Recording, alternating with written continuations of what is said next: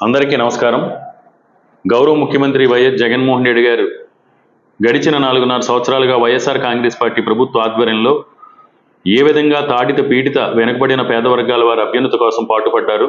ముఖ్యంగా గతంలో ఓట్ బ్యాంకుగా చూసిన బీసీ, ఎస్సీ, ఎస్టీ, మైనార్టీ, ముస్లిం వర్గాల వారికి రాజ్యాధికారాన్ని ప్రసాదించి సామాజిక న్యాయానికి ఏ విధంగా జగన్మోహన్ రెడ్డి గారు పెద్దపీట వేశారు.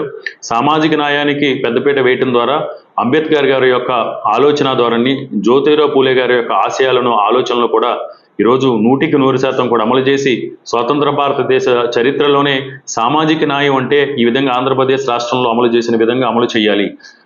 తద్వారా వెనుకబడిన వర్గాల వారికి అన్ని రంగాల్లోనూ కూడా చేయూతనిచ్చి వారిని ఉన్న స్థితి నుంచి ఉన్నత స్థితికి తీసుకెళ్లి ప్రగతి పదంలో వెనుకబడిన వర్గాల వారిని ముందుండి నడిపించాలని జగన్మోహన్ రెడ్డి గారు తీసుకున్న నిర్ణయాలు ఆ నిర్ణయాలు సాధించిన సత్ఫలితాలు